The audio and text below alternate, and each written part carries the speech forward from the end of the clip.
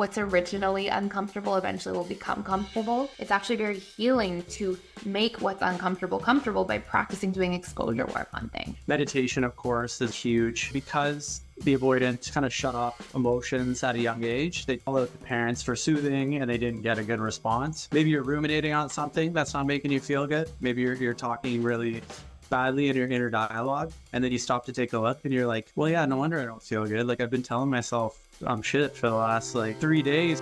Her name is Thais Gibson. Thais Gibson. Thais Gibson. Thais Gibson. Thais Gibson. Thais Gibson. I hope I pronounce her name properly. Thais Gibson. I am so excited for you to be here with me today. Thank you for joining us. Hello and welcome to another episode of our podcast. I'm here today with our lovely co-host, Mike DeZio, and I'm really excited to talk about this topic here, which is what are the major things that help a dismissive avoidant attachment style on their healing journey to become secure. And it is my hope for you listening that if you are the dismissive avoidant, this can give you a guideline of the things that are going to be really helpful to pay attention to in the relationship to yourself. What I'll start by doing is just outlining integrated attachment theory, which is basically the science of how we change our attachment style and the work that we can really do. And we'll dive into that, and I'll give you the overarching theme, and you can sort of unpack it. And then Mike will share more from his personal experience and just give you some tangibles, some things that tend to be really helpful for him on his journey to becoming securely attached as a previous dismissive avoidant. And we will get into a lot of those things here today. If you have questions, post them in the comments down below if you're watching on YouTube, or don't be afraid to jump off of your podcast streaming platform and join us on YouTube if you want to post some comments over there as well. And if you are the partner of a dismissive avoidant listening in here today, trying to understand the dismissive avoidant better, the hope is that you can start seeing, okay, what are those overarching themes and avoidant needs for healing? And then what are some tangibles that I can just see if they're doing on a daily basis that are directing back into those 6 major channels that Thais is going to talk about at the beginning that can actually, sort of help somebody course correct in any of those crucial areas. And if I'm seeing those things and my partner's doing them, clearly they're doing the work. If somebody's not doing any of those things, then I have to really evaluate and vet the relationship to see if this person's showing up in a healthy way and if this relationship is sustainable the way that it's going right now. And sometimes the answer is yes, and sometimes the answer is that we have to question things a little bit more deeply and reconsider our perspective. So I hope you enjoyed this episode. Glad that you stopped by, and let me know any of the questions you have down in the comments below today. So I think I'll kick it off and just dive in for a second here to the overarching themes of what it means to become securely attached. One of the most important things that we talk about all the time on this channel and in so many places in the personal development school are that whenever we're trying to become securely attached, there are essentially a few core factors that we have to target for each attachment style. Because knowing your attachment style is useful in the fact that it gives you insight. But one of the detrimental parts of this is that we can become so attached to this label, like I am an anxious attachment, I am a dismissive avoidant, that we start to justify our own patterns of behavior that may actually be hurting ourselves or our own lives. For example, as a dismissive avoidant on topic for today, if you find yourself saying, oh, I'm just a dismissive avoidant, that may cause you to rationalize or justify shutting people out or not making compromises, which in turn over time may hurt, of course, your relationships, family relationships, friendships, romantic relationships, in a way that may sabotage those relationships long term, but also even affect things like your workplace interactions and relationships. And so it doesn't mean that we have to suddenly bend over backwards and make these massive compromises, but it means that we would like to ideally get to a point where we can compromise in the way that a secure person would and be able to achieve that middle ground of having our own boundaries, having our independence and autonomy, but also being able to make shifts and changes in our behavior that empower our relationships and empower so many other aspects and avenues of our lives overall. So with all of that being said, there are basically 5 key pillars and then sort of a 6th honorable mention that are necessary to do the work on in order to become securely attached.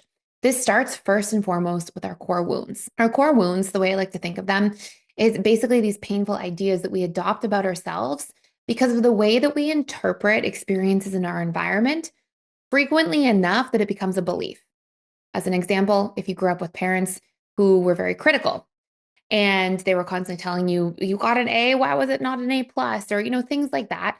Over time, you might feel like, okay, I'm just never good enough. No matter what I do, it's not good enough. And over time, through repetition and emotion that fires and wires those neural pathways, you now believe I am a person who is not good enough. And that may be actually become your belief about yourself. Now, that's not something that's then going to end up being useful or helpful for you as an adult to believe these things about yourself. So when we go through and we look at this, dismissive avoidance, a lot of their major core wounds are I am defective or shameful. That core wound often comes from childhood emotional neglect. I am weak if I am vulnerable. I'll be trapped or helpless or powerless, stuck in the wrong relationship. A lot of those things come again from childhood emotional neglect. If you were in relationships where there was a lack of attunement and you couldn't get your needs met, you'll often feel a degree of being trapped or engulfed or stuck in those situations. And along with that, if there's also a secondary element of enmeshment, which happens fairly frequently with dismissive avoidance, you're in a one-way relationship where there's still a very deep element of emotional neglect in there. Like you're in a situation where the enmeshed relationship is catering to the parents' needs and expectations without proper attunement to the child and the child's boundaries. So anyways, so you'll see these big core wounds come up there. Also some honorable mention core wounds to things like I am unsafe, especially around conflict or vulnerability. And even things like this fear that can be there that I don't belong. And even this core wound around disrespect. So the big ones really to focus on, and we'll talk about this throughout the episode today, but some big ones to dive into are actually doing some auto-suggestion work, some reprogramming work around your core wounds. We talk about this everywhere on the channel, but there's essentially a 21-day process that takes about 2 to 3 minutes per day to actually change the neuroplasticity of your mind around these particular core wounds. So we adopt new belief patterns in replacement of these old painful ideas we carry about ourselves. And by reprogramming our core wounds, and I'll actually ask this to anybody listening, what happens when you are in this space where you believe these things about yourself, when this trigger comes up, right? A core wound and a trigger basically end up going hand in hand. If you've ever been in a position where you have this core wound or trigger and you're feeling like, oh, I am defective or something's wrong with me, how do you then behave? You often shut people out or stonewall or, shame yourself, right? Part of you're inducing your own feelings of shame. Maybe it makes you become ultra private or keep people at arm's length and never really want to be seen or known too deeply. And all of those things are actually producing feelings of isolation long term. So when you look at your different core wounds, oh, I'm weak if I'm vulnerable. In today's world, it's actually very courageous to be vulnerable. It's important to be vulnerable. That's how we build quality relationships. And without going too far down a rabbit hole here, I think something really important to recognize is there was a study done by Julian Holt in 2010, and she took over 280,000 participants and studied their relationship to loneliness. And over time, the study basically established a few core things. Number one, loneliness had the same effect on physiological health as smoking a pack of cigarettes per day, which is absolutely wild. But that was actually like the projected health outcomes were very similar. And what she found as well in this study was that loneliness was not determined by the amount of people in your life, not by the quantity, but by the quality of relationships in your life. So people who had one or two really quality relationships, they actually reported not being very lonely and didn't have signs of loneliness and symptoms.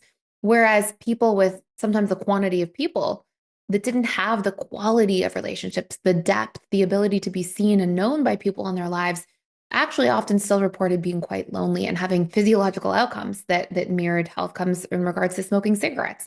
So this study honestly is amazing to dig into if you ever want to do a deeper dive into it, but because there's a whole bunch of other things in there. But the other important thing here is that guess what determined quality of relationship? It was the willingness and ability for a person to be vulnerable in that relationship. So if somebody was able to actually open up and share themselves and their feelings and their experiences, they could have much higher quality relationships as a result. It's a really powerful thing to pay attention to. And so, all of this to say, if we can rewire these core wounds, these fears we have, this fear of being trapped, this fear of being defective or shameful, this fear of being seen as weak or helpless, what we can do is we can actually empower ourselves to have healthier behaviors as a result, to feel better and to be less triggered less often. And I think a lot of dismissive avoidants often think, oh, I'm not triggered that often. I don't really feel my emotions too much. Usually the emotions you do feel a lot, if you pay close attention, are irritation, impatience, frustration, annoyance. These will be those feelings that you do allow to be there. And oftentimes these are quite frequent emotional states for dismissive avoidance. So you may not have these like really strong emotional reactions where you feel really hurt or really angry. But in subtle ways, sometimes these emotions come out quite frequently. And that brings me to the second major point. And Mike will go in here in a few minutes and dive into some really big specifics. But the second point here is that after reprogramming our core wounds, the next really big thing that's important is number two, learning to meet our own needs. I think with dismissive avoidance, there's a big difference between self-soothing and self-numbing. There's often this sort of myth that exists in the attachment theory world that dismissive avoidants are great at self-soothing. Not really. You're often numbing out and soothing. Okay. And I really want to unpack this. Soothing is when we are able to sit down and go, I feel, let's say, frustrated. Okay. Why am I feeling frustrated? When did I start feeling this way? Because we're able to attune to our own emotions. And then, listening to our emotions, respecting our emotions doesn't mean we then act through the emotion. It doesn't mean we go, get angry at somebody or project our frustration onto somebody else. No. Getting in touch with and having a healthy relationship to your emotions means that you're able to use your emotions as the feedback that they are. And this means that you can sit there and go, okay, I'm feeling frustrated. Why am I feeling frustrated? When did I start feeling frustrated? Oh, it was about 15 minutes ago when my coworker barged into the room unannounced, even though I asked politely for people today during my busy day to knock before entering. Okay, so what happened here? I started feeling frustrated then, and then sort of frustrated in that interaction. Okay, so what do I need? Because we're on number two, the point of needs, to feel better in this situation. Oh, maybe I just need to remind my coworker and set a more clear boundary going forward. Hey, today's a busy day for me. Please, if you're going to come in, make sure that you knock. I may be in the middle of something. And so what you're doing, right, is you're using your emotions as feedback to find root cause. If you emote a negative way, it's not random. It's usually because there's an unmet need underneath, or it could be that you have a painful story you're telling yourself, like, I'm shameful or defective, going back to the core wounds. But those really boil down to two of the main root causes for why we emotionally feel unhappy or frustrated or some sort of negative emotion. So in our needs point of view, if you sit here and you go, okay, here I feel uncomfortable. Okay, when did I start feeling this way? Why? What was the situation? Oh, it was my coworker. Okay, what do I need to feel better? It's such an important question to ask yourself. And then you show up and you meet that need, or you execute on that need with a strategy. Oh, my strategy is to make a clearer boundary. Actually tell people, instead of just putting a knock sign on my door, hey, I have a busy day. I'm going to be unavailable. Please book an appointment or knock before entering. Whatever this may be, right? I'm just coming up with random examples. But in that particular case, okay, you learn to express your need. Guess what happens to the emotion of frustration? It dissipates. Why? Because you course corrected for root cause. Frustration was the effect. So by dealing with the cause, we actually move through that particular space. And all of a sudden, our emotions actually get in control in healthy ways because we solved for the root cause that created the negative emotion and gave the feedback that it was giving to us. So that is self-soothing. It's listening to our emotions, recognizing that they're feedback, going inward and course correcting for the root cause of those negative emotions. That's building a really healthy relationship to your emotions and your needs. Okay. Now, the third major pillar here when it comes to dismissive avoidant healing is being able to actually attune to your emotions, right? And that can be a practice. And all that has to entail, I mean, there's like really intense, detailed ways to do this, but just at a very baseline level, if this is something you're new to or starting off with, just doing an evening body scan puts you back in touch with what's going on in your internal reality. Okay. And there are guided body scans on the internet. There's all sorts of things you can dig into, but it will A, help regulate your nervous system, which will help regulate your emotions. And B, it will help you start noticing what's happening inside of yourself. You're attuning to yourself, and that will get you back in touch with your emotions. And then you can make sure that you're using your emotions as feedback for needs as you're doing some core wound reprogramming. So those are three of our first pillars. And I'll go into some other pillars as well, but I just want to highlight, my goal here, and we're going to get into really specifics. Mike has some great tangible specifics coming up that are just like broken down into more actionable steps. But I think my job here is to first just highlight the overarching themes and why they matter and how they all fit in together. And I'll go through the next three in just a second as well. But I just want to say so far, like, if you can rewire these painful stories, learn to meet your needs, and learn to listen to your emotions, this is already going to make massive strides in terms of you being able to become securely attached because you're doing actual inner work that's bettering the relationship you have to yourself, which then, of course, is going to change your relationships in powerful and positive ways with others. Now, the next three, just again, at a very high level, and then we'll dig into some more specifics, end up being, are you able to be in a situation where you know what your boundaries are? Another myth about dismissive avoidance is that dismissive avoidants are amazing at setting boundaries. They always set great boundaries. That's not always the case. Dismissive avoidants are excellent at what we call survival boundaries. They're great at setting these huge boundaries. They're great at saying, I'm not coming to dinner at all, I'm canceling.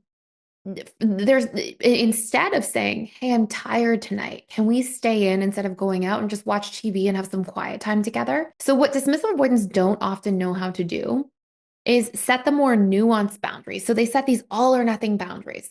I'm feeling tired, I have to cancel everything. I can't go anywhere if I feel like this. Instead of, yeah, and they often think that I have to feel 100% like doing whatever I'm going to commit to doing, otherwise I can't do it. Instead of making room for the gray area of life, instead of making room for, oh, I don't want to do exactly this, but I'll ask if we can set a boundary around going out and just stay in, instead do it this way instead of that way. And that's actually a really important learning for dismissive avoidance. Again, what you'll generally see is if you work on those first three pillars, because I know this can sound like a lot. Let me say something too. If you ever come into PDS and you ever want to check it out, because I get wary that in a podcast or in these in shorter YouTube videos, I get wary that like, oh, this seems like so much information. It's really not. If you ever go into PDS and try it out, and we have a 14-day free trial going on right now, so you can literally check out everything at PDS and go in and honestly probably move through those first three pillars in 14 days. You basically get a series of like 6 courses. They're 2 hours each. It's about 12 hours of work. And there's workbooks and some stuff that you can really pull and do some exercises on. And there's some tools that you can apply on a daily basis for a little bit that really, from a neuroscience perspective, rewire these patterns.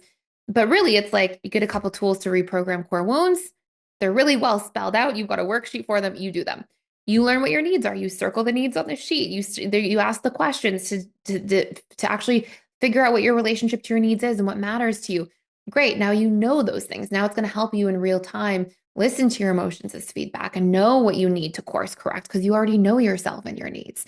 You do some body scans or some nervous system work that gets you back in your body. I mean, these are actually quite simple, small things over time when they're laid out before you, right? So then I just don't want people to feel like, oh my gosh, these are forever things.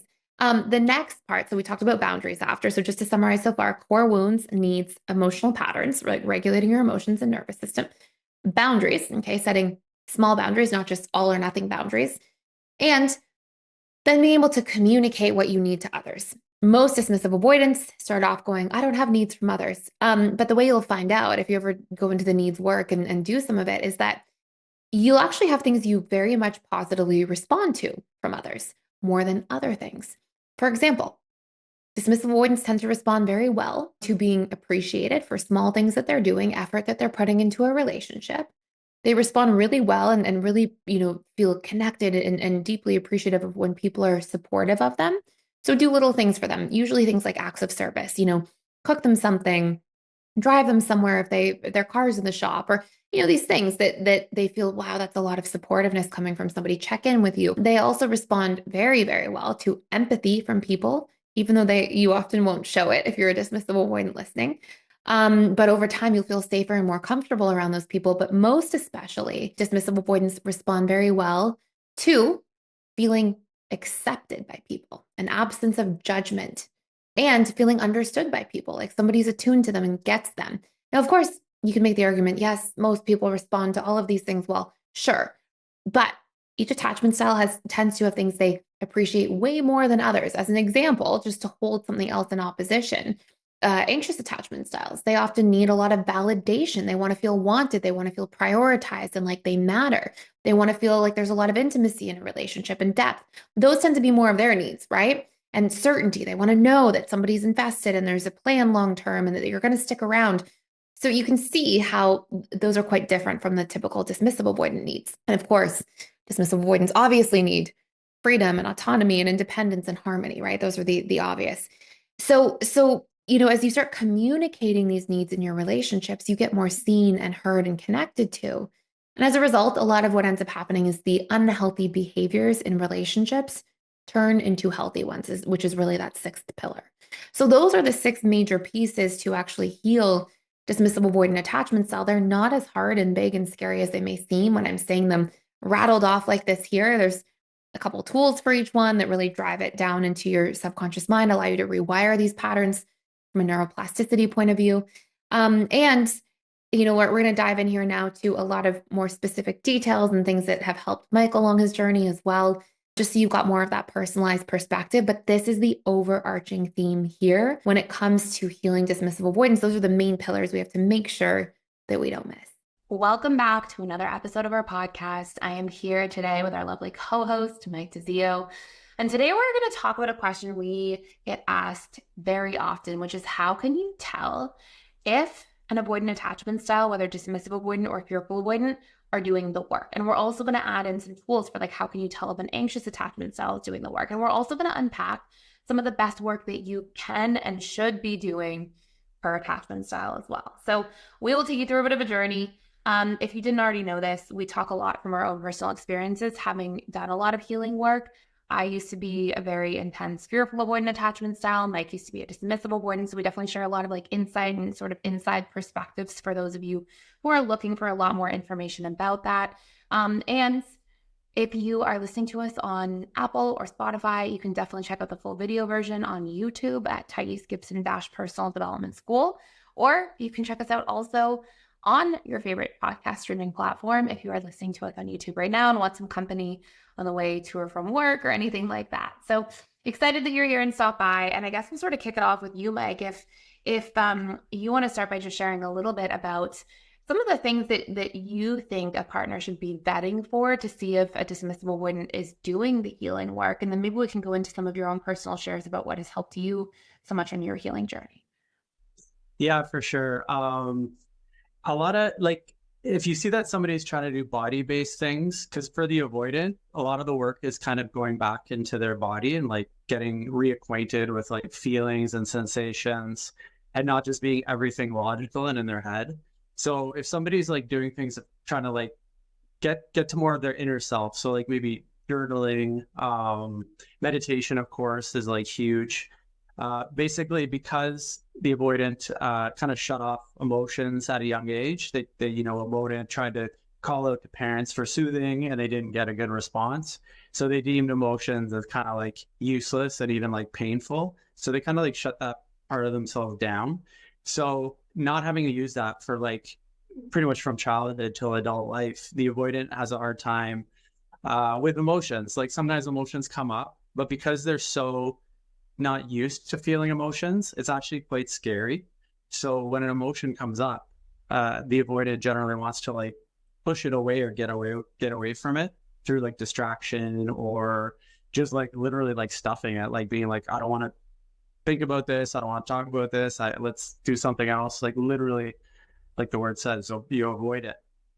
So I would say if you're seeing an avoidant or dismissive avoidant do anything where they're trying to get back into their body. And I have a lot of things that I did that were super helpful to get back into my body. And the beautiful thing is you start to sort of redevelop that two-way communication, which we know is so important.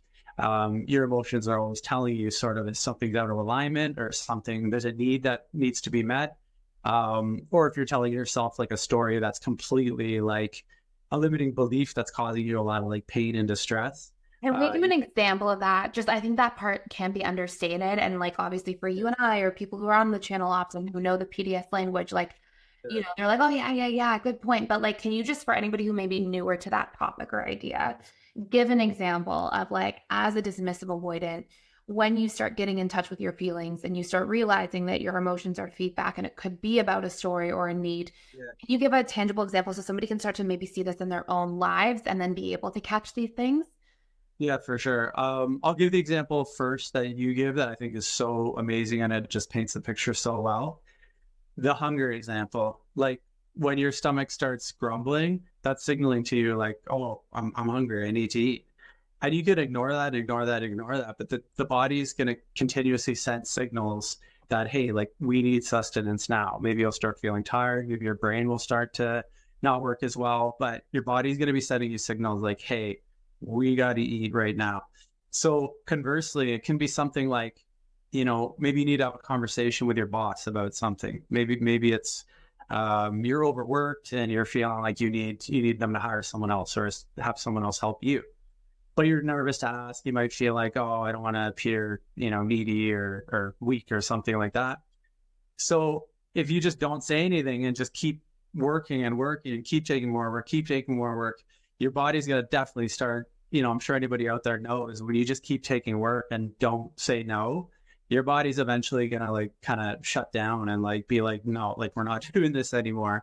And you might get sick, you might get burnout. Like there's a lot of different ways that your body's communicating to you that, hey, the check engine light is on. There's something that needs attention, like literally right now. So you could either deal with it, just go head on and deal with it and then fix the problem, or continue to try to ignore it and just like let the symptoms continue. And then maybe even like try to do things to make yourself feel better that are not good for you. Start taking drugs, drinking, stuff like that, just to mask these uncomfortable symptoms. So I don't know if you have a different. No, it's a great example. And so what you'll see is, there's an unmet need, right? The unmet need to have a boundary or to be able to put yourself in a position where you have the need for spare time or choice or freedom or autonomy when you leave the workplace. And so there's that unmet need. And so the emotions are giving you that feedback. Hey, you have an unmet need here. And what's so interesting to me, and sorry to interrupt you, but I'll hand it back to you in a second. But what's so interesting to me here is like dismissive avoidance often you're like, I don't feel emotion, I'm emotionless. But honestly, actually dismissive avoidance have usually the experience quite frequently of irritation or frustration or annoyance. And they're just so good at like stuffing that down and kind of putting it in the periphery of their awareness. But when you feel that irritability or that, frustration, that's feedback. And in that case, it could be that you're taking on too much or you're, scared to ask for help or support or things like that. So in that case, your emotion is letting you know you have an unmet need. It's there to help you. And when we miss those crucial signs of feedback, then we end up staying in these painful cycles until we usually reach a breaking point for some kind of external reason. And one other thing, from the story perspective, somebody in that particular case may be telling themselves a story like, I'm not good enough, or, if I take on more work, or they could be saying something like, oh, my boundaries don't really matter, or nobody's really understanding me. I feel misunderstood, that I need boundaries. And so there's these different ways that will then give meaning, or in disrespect, and my boss doesn't respect me. That's why they keep giving me more work. And so you can see all these ways that when we don't listen, we already have this unmet need and it's going to prod us. And then we start feeling frustrated. We try to find certainty about what's happening, and then we give it meaning and we story tell around it. And now it's like just adding insult to injury. And so now we have this really painful situation. And that's where if you can just unpack, oh, I feel emotion. What is that negative emotion telling me? And we can look for, is it really that my boss doesn't respect me, or does my boss not know that I have a boundary here? Maybe let me try communicating it. Or what's my need? Okay, my need is to go home at 6 o'clock. That's what I'm getting paid for, 5 o'clock or whatever time. So that's where our emotions are actually really beneficial. But of course, dismissive avoidants are so used to stuffing those down that it actually really puts them out of touch with themselves. And I think a lot of people think dismissive avoidants are great at self-soothing, but they're just usually self-numbing. So anyways, I'll hand it back to you. And it's kind of it's super helpful. Like I believe, and I know I used to think this, I used to think emotions, and I think a lot of avoidants think this as well, think emotions are like a nuisance and like annoying, and like kind of wish that they would just not be there ever. But it's like the biggest like helper, if you look at it as something that's literally trying to tell you, hey, like this is your opportunity to fix a problem and like feel good right away. But you could either ignore it and be like, no, get away, you're annoying, or be like, okay, like talk to me here. What's going on? What have I been thinking? Maybe you're ruminating on something that's not making you feel good. Maybe you're talking really badly in your inner dialogue, and then you stop to take a look and you're like, well, yeah, no wonder I don't feel good. Like I've been telling myself I'm shit for the last like 3 days or whatever. Like maybe you failed on a project or a presentation at work, and you're just talking to yourself so negatively. Of course, like anybody imagine somebody's telling you negative stuff for like 3 days, you're going to feel pretty bad, right? Yeah. So you kind of got to stop and be like, okay, what am I thinking right now? What have I been thinking about recently that might make me feel this way? Or like you said, what is there something that I need right now that I'm not giving to myself? So you kind of got to pause and like, to be honest, for an avoidant, it's kind of like decoding like a new language, like completely new. And it's very foreign. And I've been frustrated so many times where I'm like, I don't know what it is. Like, I just know I don't feel good right now, but I don't know exactly what it is.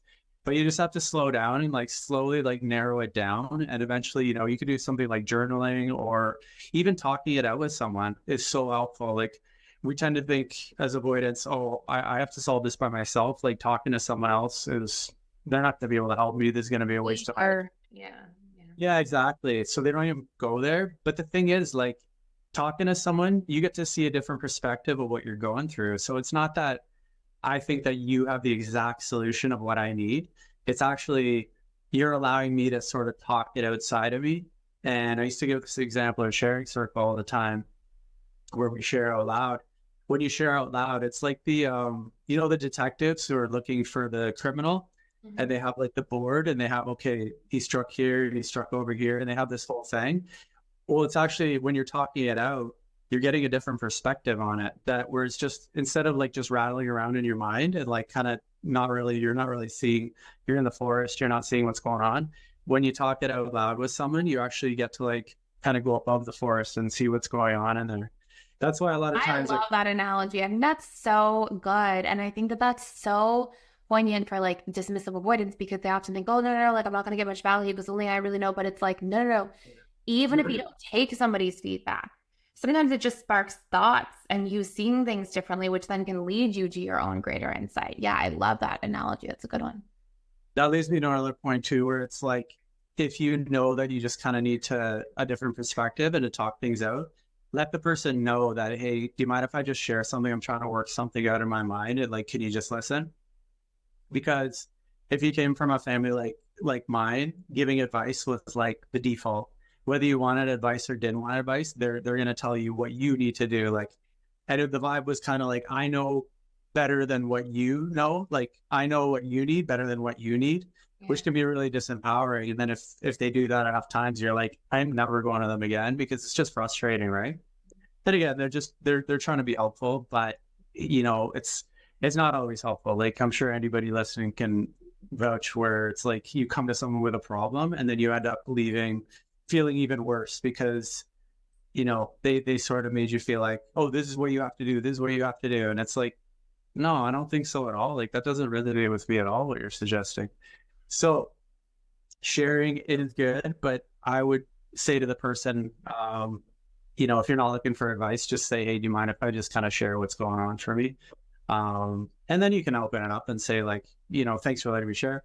Is there anything like maybe you're seeing, or like, do you want to share your perspective on what you might see in this situation? So I would just sort of like say that avoidance, I know it seems like asking other people for help or for advice might seem useless, but talking it out of yourself, I'm telling you, there's a value to that. Like, you'll see that it's you talking to you almost, and seeing it in a different perspective. So it's not putting all the power in the other person's hands. So. Yeah, the thing I want to add to that too is as you're getting back in touch with your emotions and doing that, if it's hard at first, I would often tell a lot of dismissive avoidance, like, ask yourself the question, when did I start feeling badly? Like, if you're like, okay, I'm not feeling good, when did I start? And that can help anchor into like, oh yeah, it was kind of yesterday morning. Okay, well then what was happening yesterday morning? Oh, I had that phone call with my boss. And then after that, I started feeling stressed. Okay, what happened on that phone call? And it's funny because for a lot of dismissive avoidance, it's not so clear, and so just tracing it back to the kind of like time frame also is useful, but using your emotions feedback is like literally one of the most important things for healing for a DA. Yeah, 100%. I love that.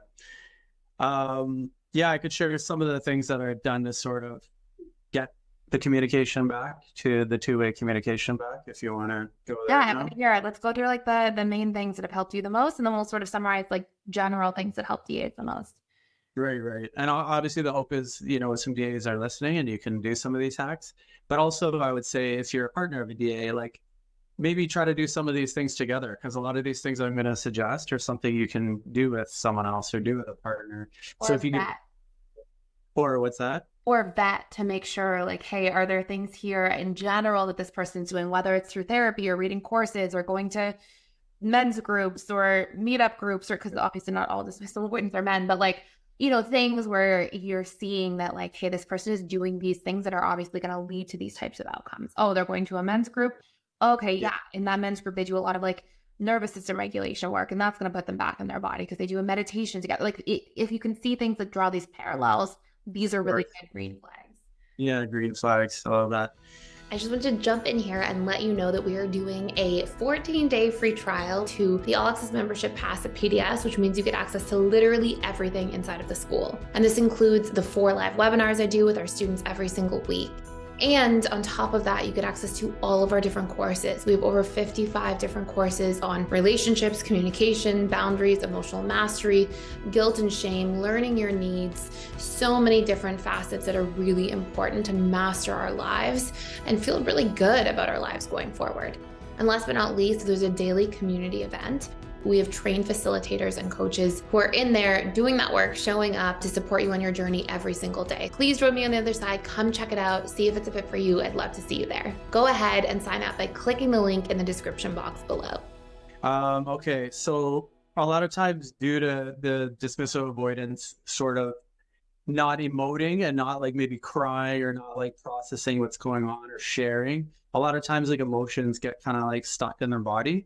So what they have to do is move the energy actually. So a lot of things like just exercise, jumping rope, shaking, like some people they like flick their arms, flick their legs. You're literally like shaking stuck energy out of your body. And again, this is very body based. So anytime you're doing something where you're focused on an activity in your body, you're going out of your head and back into your body. Exercise, like I mentioned, and that leads to meditation. So a lot of times people say it's really hard to meditate. Meditate after you've done exercise, because already, let's say you've done a half-hour session or a 1-hour session, you are so like in your body already because you've been doing like the weights or the running or whatnot. Then when you go to do meditation, it's 100 times easier because you're already sort of focused in your body and your mind's not used to like just chattering like crazy. So meditation for sure. I would say if the person is meditating or says that they meditate once in a while, this is huge and really important, I think, for every attachment style, but for dismissive avoidant, meditation is like huge, super helpful. Less technology. So I know DAs love their creature comforts and sometimes they're really into like the video games and computers and the phone and all that stuff. I mean, probably we all are now in today's generation, but more so dismissive avoidance for sure. More so I actually interviewed, it was Dr. Russell Kennedy, who is one of the leading anxiety doctors. He's based out of Vancouver. And he was saying like there's a direct correlation to anxiety and technology. And especially in like young kids younger and younger are getting anxiety disorders. And it's totally linked, he says, to the technology and the use of technology. So if we look at dismissive avoidance, a lot of times dismissive avoidants have like that low level anxiety going on. They're sort of have safety, kind of underlying safety worries and concerns. So too much technology is actually like also exacerbating that and keeping their nervous system sort of dysregulated. So I would highly recommend to like cut down on the technology. I know we all use that 24/7, not 24/7, but we use it a lot. But what I found helpful is the first hour of the day not to use it. If you have to set your alarm a little bit earlier, do that. Spend some time in the morning. That could be a great time to meditate too when your mind is not super active. Go for a morning walk. But that first hour of not using technology kind of helps you not get into that dopamine loop where you want to like continuously look at your phone and keep on looking at technology for the rest of the day. Were you going to say something? You were going to interject? Go ahead. I want to touch on like some of the why behind this too. So like meditation is very regulating for the nervous system and puts you back in touch with your body, or at least your inner world a lot more if you're focusing more on witnessing your thoughts. Depends on what type of meditation you're doing. If you're doing Vipassana and you're noticing your body sensations versus, other types of meditation, but that's huge. Not having technology, especially that first hour of the morning, the first hour of the morning, our brains are producing mostly alpha brainwaves. So we're most suggestible. And so you get used to upregulating in technology and the blue light and the dopamine hits from being on Instagram or whatever you're doing on technology. All of those things cause you to be more likely to end up in sympathetic nervous system mode, which is that like low level fight or flight. And when dismissive avoidants are already like that, then that's not helpful. But in turn, dismissive avoidants, I always noticed with so many dismissive avoidants, it's almost like they're escaping themselves through technology all the time. Like they're like, oh, you have spare time to be for ascendant, and it's like, oh, immediately pick up. And this is like obviously becoming more of a cultural thing, but it's not good for people to not be able to sit and be with themselves for a minute. Like sometimes I'll sit in a coffee shop or something and I'll sit down and I'm pretty intentional about this, but like sometimes I'll sit down and I'll just, I'm waiting for a coffee and I won't just pick up my phone and do all that stuff. And I'll look around and every single person is like in their phone. And it's like, hey, it shouldn't be so hard to just be able to sit with yourself and kind of check in with yourself and your thoughts and feelings and just be for a minute. And I very much see a lot of dismissive avoidance just like in their phone, whether it's on like the transportation to work or things like that. And so it's good for them to not be escaping themselves so much, for sure. 100%. And what's awesome too, I wish I remember where I heard this and who said this. I'll have to look into it, maybe talk about it in a future episode. But just the act of what you said of actually like looking around and like noticing your environment, like, oh, there's a tree over there, there's a house and a blue car, like really scanning your environment and really taking in what's going on all around you actually lessens anxiety as well. That's probably something to do with like old school biology, when like the more you sort of are mindful. I mean, that makes sense. Yeah. Mindful, yeah. Or there's no like threats. Like you're really like seeing, just taking in everything, and it supposedly lowers anxiety just by kind of looking around and taking in more than just looking at your phone. Obviously, I also think there's information overload. Like we're just being like overloaded with so much information. And there's a lot of helpful stuff out there, obviously, like especially personal development. If you go to Instagram, there's a million accounts, YouTube, et cetera, et cetera. But what good is it if you're just like, you're seeing it, you're like, oh, okay, I understand that. That's cool. That makes sense. But then 20 minutes later, it's like out of your mind. And then you're not like developing a practice for whatever it is that you just learned. And so to your point, if you're seeing things and you're just like taking in the information, you're intellectualizing it. Like, you're like, okay, that makes sense. I get it. And then I'm going to go down a rabbit hole here for 1 second, but there's an old, I think was it Alan Watts? Maybe it was like Eckhart Tolle or somebody, but there was a book I read once and it was talking about how there's a difference between looking through your conditioned perception at your environment versus actually looking. And, I thought that was so interesting. This is years ago at the time that I would really practice that. And I noticed such a difference, for example, when I would walk my dog between you're like thinking and you're in your head and you're thinking about tomorrow or yesterday or whatever it is. And sure, you see your environment on the periphery, you see the trees on the periphery and that's a tree or there's a flower or whatever, versus actually looking at what's in front of you, really noticing the tree and the shapes of the leaves, or really noticing the flower and what it looks like, and really taking in things from your senses. And one, it's like very anchoring and definitely keeps you present. Yeah. And the other is like you're just seeing things through like the label that your mind has created. Oh, tree, oh, this stuff in the sort of background or periphery. And there's such a unique and different experience to it. And so I can see that being so important. But then the other part is like, if you're just hearing all this personal development stuff, well, unless you apply things, you're really not going to see change. Unless you're actually practicing some sort of daily activity for at least like 21 days or so, you're not creating new neural pathways strong enough to stay. And so it's just, again, like it can be helpful here and there, but it's not the same as like, are you applying the things that you're just seeing everywhere? Yeah, 100%. To go on to that, I'd say, like having a routine. If you see somebody has a daily routine, that's like, oh, wow, that person, knows what's going on. Like if it's somebody who has like non-negotiable, where it's like, no, like I meditate every morning, or I need to go to the gym every day, like whatever it is. But there's certain things that I think we all need. If you just sort of like willy-nilly throw things at your life, you'll get some benefit. But I think, your emotional state will kind of be a little bit up and down. But if you have these things that make you feel good, okay, I know when I meditate, I feel great. So I'm going to meditate every day. I know when I do exercise every day, I feel great. Exercise every day. Like having these routines is really, really important. And what's been good for me was keeping those going through the weekend. So I was really good before at having like a good Monday to Friday routine. But then Saturday, Sunday would come and I would stay up super late Friday night, super late Saturday night, sleep in. It would kind of throw me for a bit of a wrench because that Monday I felt sort of a little off. So what's been good for me is just having my routines and being non-negotiable with them. Yeah, if I stay up a little bit later on Saturday night, that's fine. But I shouldn't just abandon like meditating or, doing a bit of exercise just because it's Sunday. So yeah, definitely. And I know you have your sort I'm of like really into my routines. Yeah. yeah, for sure. And like anybody that knows you, like there's no way you perform at a very high level and you're always like making videos, doing a whole bunch of stuff. Tell me if this is not true. If you didn't do your daily routines, do you think there's no way to do half of the stuff that you could do, right? I think I would see it probably like sustain for a little and then be like crash and crash and burn.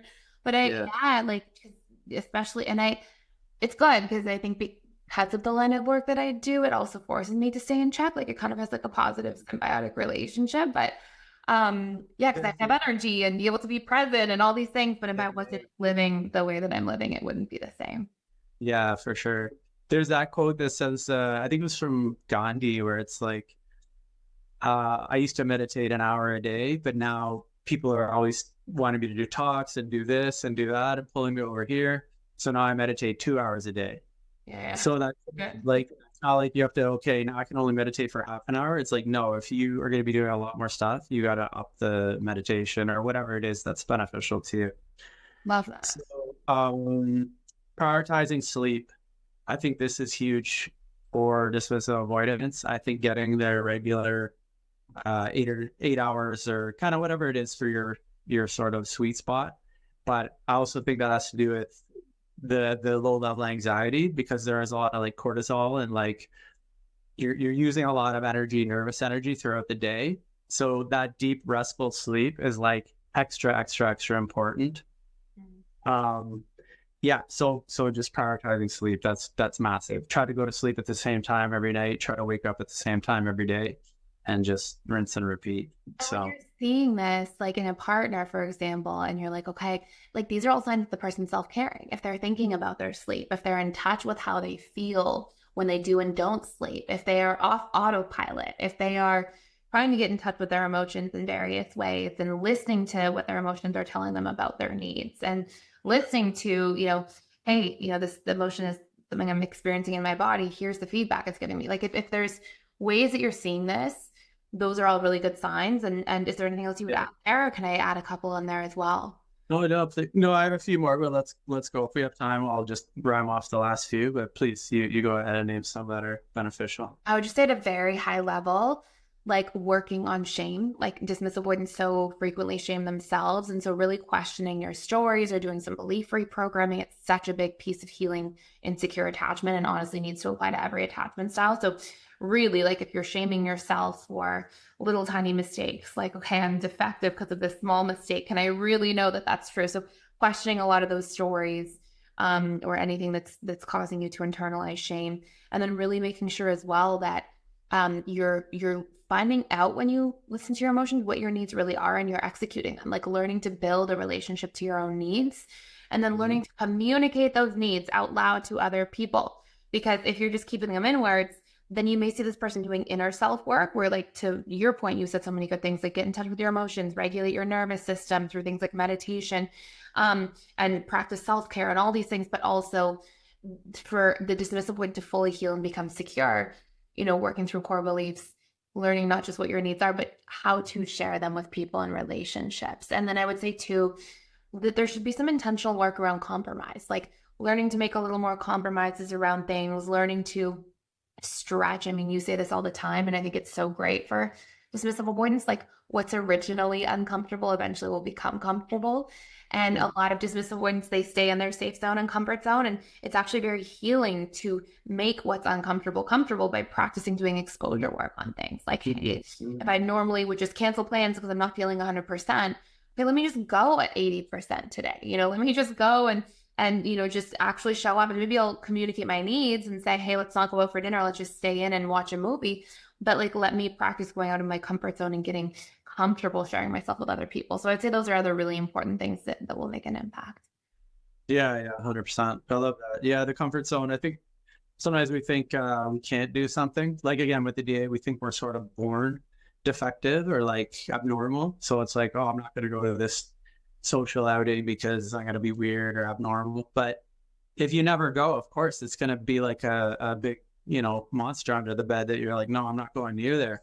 But until you start going and then expose yourself and then just like, again, with the body, like check in with yourself during those things. How do I feel right now? And I know if you have that trapped wound, you might feel a little bit like, oh, shoot, I'm trapped. But just try to expose yourself little by little. Like, start by going with a group of like 2 or 3 people for a couple of hours and then see if you can go to a party. And your goal is to like talk to 2 people at the party. But the more you do, like no matter what, the more you do those things, by nature, you're going to get more and more comfortable doing it. And then believe it or not, you get to a point where you're like, hey, this is really enjoyable actually. And I enjoy sharing myself with others and I want to do this more often. But you have to take the first uncomfortable, vulnerable steps to do that, right? My personal favorite, this isn't something like you want to look out if somebody else is doing this. This is my own thing, but for DAs, physical touch is a big love language, like receiving physical touch, because a lot of times the DAs didn't get a lot of like hugging and nurturing and like really that soft, tender touch. So getting massages, I get massage like sometimes twice a week. Like I'm actually like I'm a little insane about my massage. Partially too, because I do a lot of like sports and exercise, so it's good for recovery. But also I know for the longest time, like just getting like physical touch from another person, it just feels so nice. And, again, it's something that I wanted, but then maybe, was probably afraid to ask for hugs from people or asking anybody else for a touch. But if you go for a massage, you're paying them and they're Wait, I have to ask you a question to clarify for listeners. So usually you'll see dismissive avoidance be a little less touchy-feely in a relationship. The vast majority of the time, it's usually lower on their love language. Not all love languages are exactly congruent with attachment styles. It's more like a theme. Were you like that in relationships? Like, are you very physically affectionate in relationships, or is that more like as you're healing, you're realizing that physical touch is important? Just so we don't confuse people if they're like, wait, I'm dating somebody and they're so unaffectionate. Like, for sure. Because I always thought before when I was like hardcore DA, like receiving touch was nice. Like if somebody wanted to like give a massage or whatever, for sure I would feel encroached on if somebody's constantly like trying to hug or constantly sort of wanting more and more and more.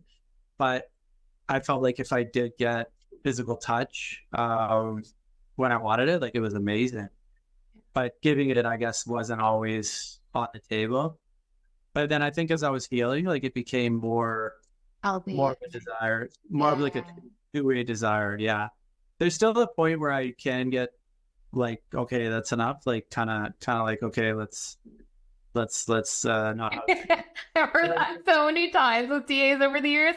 Like when I would do client sessions, you'd be like, yeah, I really like love my girlfriend, but sometimes I'm just like, that's enough with the physical touch. Or even like, I actually find even more dismissive when women are generally, if I'd say like the least physical affection. And again, these are patterns. This is not like this is every single DA.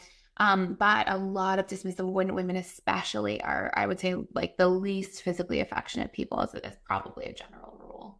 Interesting. Yeah, that makes sense. I was just thinking sometimes too, if somebody gives you like those really long, super long hugs, sometimes I can be like, okay, when is this gonna end? Especially like I live in an area where there's a lot of like spiritual folks who live here. And for some reason, people in the spiritual community love to give like the 20-second hugs. Yeah. Oh, the 20-second hug, which is it's nice, but not all the time.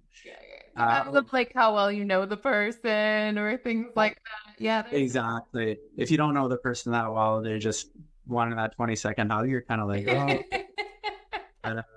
But I think there's science to that. Actually, like literally the number 20 seconds is where like your hearts go together. There's something that happens that after 20 seconds happens after hugging another person. Oh, look it up. I know exactly what you're Yeah, I'm talking gonna look that about. up too. I know you said The Heart Mouth Institute, I think, shows like it's I your love heart the rate heart mouth. variability or something. Oh. Anyways, tell us the rest. I'll look enough the Yeah, stats. we're all map, but no, if there anybody listening, check out the Heart Math Institute. Greg Braden, like this is so great too. Like it's yeah, I won't get into it. Maybe on another podcast we'll talk into the heartbreaking connection and what that can do for you. But Heart Math Institute is amazing. Yeah, just a couple more things I'll rhyme off, like breath work. Like if there's someone in your area who offers like breath work workshop, or some people there's breath work coaches as well. Breath work can be a really to Giovanni Bartolomeo, who does the elemental rhythm. There's some good breath work there too. Of course, for sure. What else? Dance. I didn't really used to like dancing too much, but I try to do it more now because I know dancing is like really, really good for like getting into your body and actually, yeah, like at first I would. What's that? Sorry. Go ahead. Finish what you were gonna say. Oh no, like before I wouldn't be able to dance without like drinking a bunch of alcohol, but like now I can actually go to a function or a party and like dance a little bit and feel okay about it. And I can feel all the dismissive winds listening, being like, ah. Yeah. But like that comes with exposure work. That comes with vulnerability across time, right? That may not be the place to start, but like allowing yourself to practice getting into a space where you feel more and more comfortable. 100%. And the last two things, I would say do some volunteer work. So like dismissive avoidance, acts of service is generally a big love language. So you're kind of like meeting needs for connection. Like let's say you volunteer at like a soup kitchen or like volunteered giving out blankets to the homeless in the wintertime. Canadians will know about that. You're connecting with people. You're doing an act of service, what makes you feel good. Like it's just kind of like wins all around by doing volunteering. You're getting out of the house. There's a lot of good things that come with volunteering, I would say. Would highly recommend that. Lastly, abundance meditations. I think dismissive avoidance sometimes have that lack mentality and kind of scarcity mindset sometimes, especially around money. So there's a bunch of good like abundance, law of attraction type meditations and visualizations out there, which I find is super helpful. Like when you can like lessen your worry about money, because if you're always worried about money, that's just another thing you're adding to your list of worries, like worried about the future. Oh no, what if I don't have enough money to survive, et cetera, et cetera. But if you're worried about that all the time, like that's going to cause a lot of problems, right? So like I said, there's a lot of like really good abundance based meditations out there where you can like feel abundance in your body. And abundance is not only just money. Like you can think of it in terms of like, look at the abundance of like love or people that care about me, or abundance of nature around me, or abundance of, if you've been fortunate enough, never missed a meal in your life, the abundance of food. Like you can really start to like change your perception on abundance. And when you start to embody that, it feels really good. And then actually things start to come to you easier as well. Like you don't find kind of making money is like the hardest thing on the planet. So that might sound a little cryptic, but we could link some abundance meditations maybe, or maybe we'll have a conversation like about like some of the like limiting beliefs around things like that in like a separate that would be amazing, because like I said, I think dismissive avoidance can really benefit from that the most, and I'd love to share sort of some of the things that I did to help myself with that, like specifically. So that would be great. So I hope you enjoyed this episode about some really important and useful tips for healing dismissive avoidant attachment style, but also for what to look out for if you're the partner or loved one, to see like, is this person actually putting in that work? And stay tuned, because we are going to do an episode up next about fearful avoidant and anxious attachment styles and their healing process and journey, and also what to look out for if you are a partner of them and looking to see, are they really doing the work? And don't forget to check us out on Apple and Spotify if you watch us on video today, or to make sure that you check us out on video if you were listening on podcast and want to just see the video version of these podcast episodes. And I will link Mike's information below if you want to learn more about Mike. And I will link the link to our 14-day free trial to all of the personal development school down below as well. Thanks so much for watching. See you next time. So that is it for today. Hopefully you've enjoyed the series of all the things needed to heal anxious attachment styles, fearful avoidance, dismissive avoidant attachment styles, and Stay tuned for our next podcast episodes coming out soon. Thank you so much for listening in, following this channel. If you are enjoying this, please like, share, and subscribe on YouTube, or feel free to join us on your favorite podcast streaming platform. And again, we do have a full 14-day free trial going on right now to the whole personal development school. So if you do want to check it out or test anything in there, you have more than enough time to really dive in and start doing some of the work and test it out for yourself. Thank you for watching. If you enjoyed this episode, please take a moment to subscribe, rate, and review us on your favorite podcast platform. Share it with friends and family who are on their journey of personal development and growth. And thank you for listening. Next week, we'll be back with more insights to guide you on your journey. And until then, keep practicing our tools and strategies to change your subconscious mind and apply some of the powerful learnings from this podcast so that you experience real life transformation.